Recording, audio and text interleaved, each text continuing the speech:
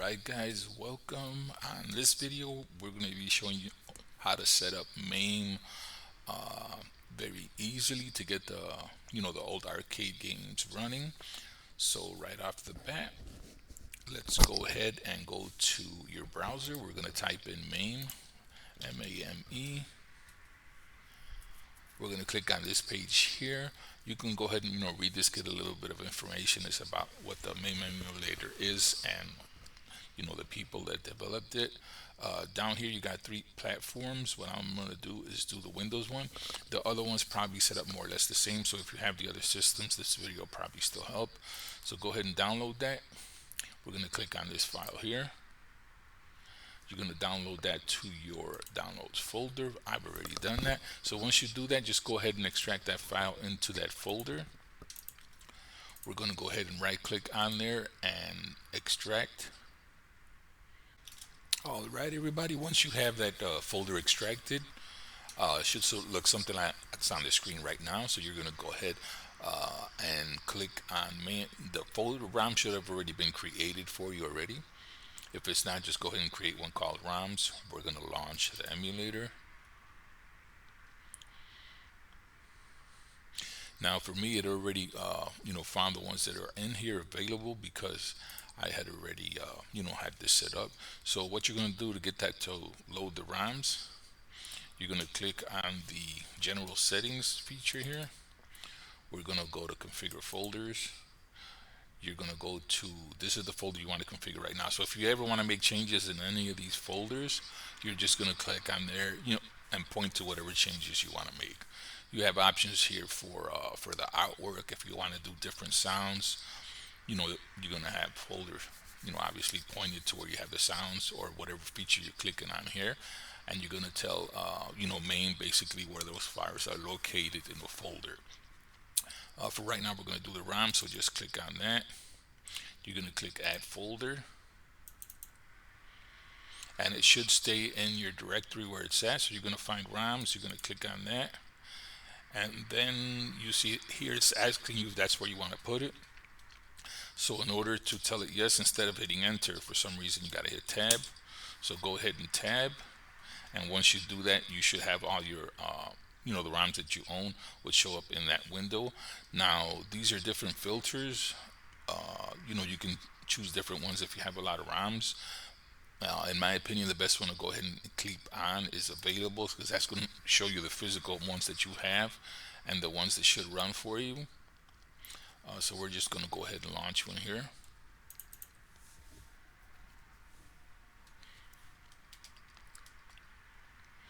Game should run. Now with MAME, to actually get a ROM going on here, since this is emulating an arcade machine, you gotta kind of fool it into that fact that you're giving it quarters. So you're gonna hit default is 5,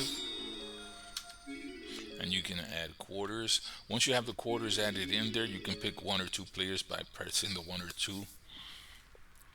Single player, obviously you're gonna hit 1. 2 players, you'll hit 2, and you'll take turns. So as you can see, the emulator is working now. So what we're going to do is go into a couple of more steps here. Depending on your preferences for the video settings, we're going to go back into general here. We're going to go to video options. And the video mode here, you can play around with these settings. So you can do all this type of, the APIs. So we're going to do, my favorite for this stuff is OpenGL. So we'll leave it on that. I like to enable this to try and get rid of the tearing. We can turn this on by linear filtering. It'll smooth that out a little bit. Window mode. So if you turn this on, it's basically going to shrink the window. So you probably don't want to do that. Now on here, if you leave this on, it's going to show you the window more or less, the game normally was. If you turn this off, it should go full screen. Synchronize, you want this off so the screen doesn't tear. Same thing with this one. Once you have that done, I believe that should put the settings for all of the the games you have on there. So we'll go ahead and install, or actually run these to make sure. So as you can see, it went ahead and stretched the image. So you got the full screen on there. And again, like I said, that's obviously, preference. You can do that separately for each game, or you can just do it in the general settings and it should apply to each one. So we'll try that now to make sure. And as you can see, that one's also full screen.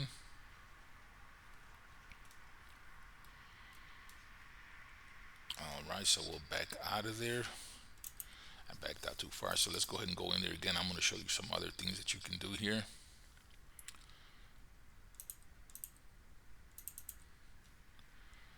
So your options for the sound can be set on here. You can lower or turn it on higher. So the highest setting you can do is 48,000. The lowest is 11,025.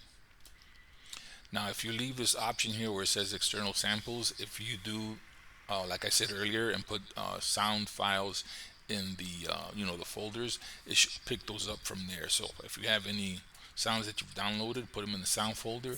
You're gonna go to the menu I showed you at first, and you're gonna configure the folders from here. Miscellaneous options. I mean, there's various things you can do in here. You can go through this yourself. Like here's an interesting one right here. You can force a 4:3 aspect if you take a snapshot, or you could turn that off. If you turn it off, I'm assuming it's going to take the snapshot, the way it was appearing on the screen. Different other options here. So let's back out again. Input device, this is where you're going to set up your different inputs. For light gun, you obviously want to set that to mouse. Trackball, unless you have a trackball, you're going to pick mouse also. So these are various other settings that you can do. Paddle device assignment, you probably want to do mouse on that also. Dial device, you could probably set that to the left and right of your joypad. And then once you've done settings on here, jump out of there. Input assignments. So this is for specific players. So if you're just one player and you do this, it's going to control the assignments for that player. And obviously, if you have more than one player, you're going to set it, per each one separately. So I haven't gone through this in years, so I'm kind of going through here as I go.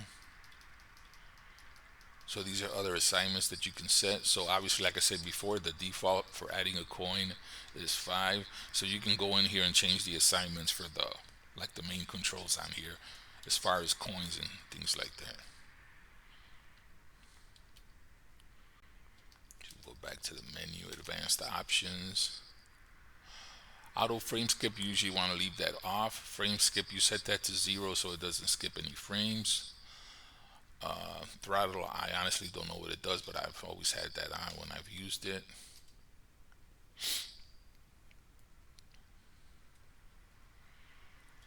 And here I've never turned this on, but it looks like it might be necessary if the refresh rate goes slower than the whole screen.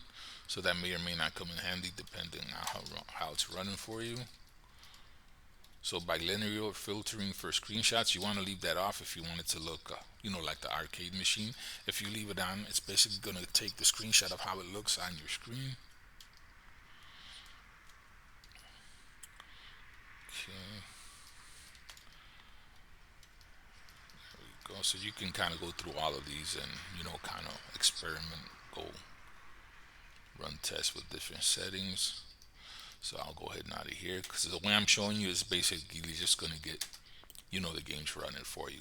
So this is where you can go ahead and configure plugins. You got things like the cheats, the helper library, Discord presence. I always turn that off no matter what I'm running on.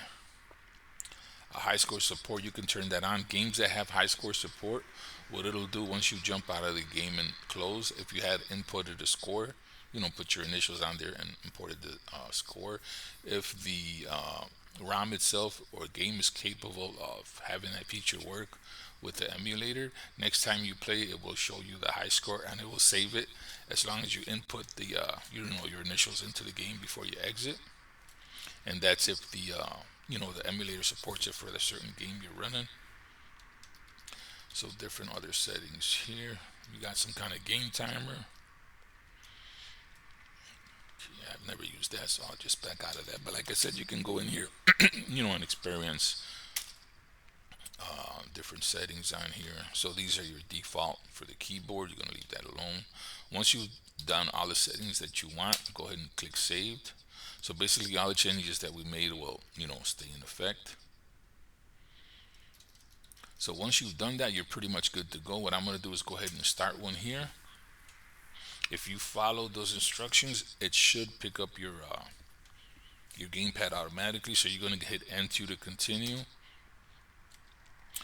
This one doesn't have perfect sound. You're gonna get messages like this if the ROMs will actually work, but they have some issue with the graphics being wrong.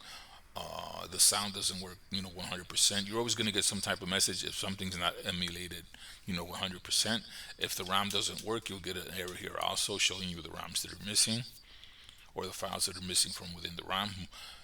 If you get that message, you more than likely just got an older ROM that's not going to work with this version of M.A.M.E. Keep in mind, this is the newest version of M.A.M.E. So we're going to go ahead and hit enter. We're going to start the game to make sure that the joystick is working.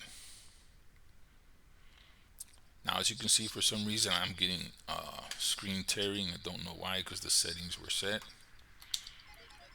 So we're going to go ahead and hit 5 twice. We'll put 2/4 in there, and we're going to see if the emulator is working.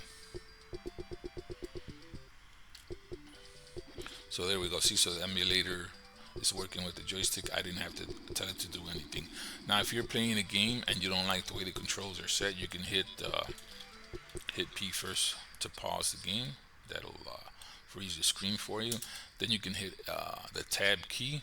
That's going to take you into this option menu, so you can go in here and change the settings per the game you're playing. So if the changes are done here, it's going to only affect the game that's on the screen right now. So you can go into input and you can change the button configuration. So basically, you just highlight what which one you want to change. Just hit enter, press the button that you want, and it'll switch it to that one. And then you can also do the settings here for the video. So if you want to make the game look different and make changes just to this game, you're going to go to the video options, and then, like I said earlier, see if you change this. And that's odd because this should have been off from the other one, but I guess I had to change this one manually. So we go in there, see, so now once you take the aspect ratio off, it should fill your screen. If you hit this one here, it's going to scale it. So depending on the game, that scale is going to change according to what it can do just for that specific one. If you have a TV that you want to set up up down instead of or either vertical instead of horizontal, if you're doing like a gaming cabinet or so forth, you can set this up, or you can turn the screen.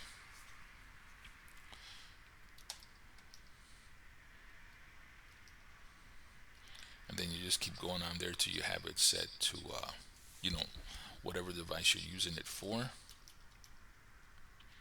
So we'll go ahead and jump out of here. Now, a snapshot you can do from here, but what I recommend is when you're playing the game, you can go ahead and download the snapshots, but it might kind of be redundant because if you download snapshots, 9 times out of 10 they come in a package where you're basically going to have all the snapshots to the games, which might be a good idea because it might be a big file. So what you could do is we'll go ahead and start a game. Once you start a game, go ahead and put the coins in there, get it started. Once the game loads up, you can go ahead and hit the F12 key, and that way you're going to have a snapshot of the actual game. So once the game starts,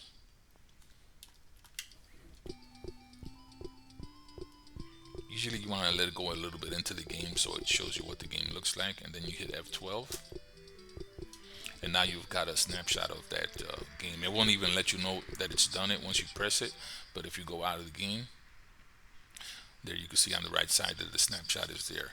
Now this is another thing here you can go through. Images are the snapshots. You got the info right here.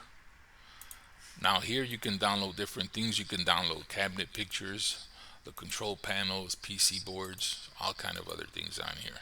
Now we are good to go. You basically got the emulator up and running. So hopefully you guys can go ahead and enjoy the old games from back in the day. If you go to the website that I showed you, they do have a whole slew of ROMs that are freeware that are easily accessible. The other stuff, you have to find it on your own. So hopefully you guys can now enjoy the older games with MAME. That was an easy setup. You guys go ahead and please hit subscribe on my channel, and we'll see you guys on the next video.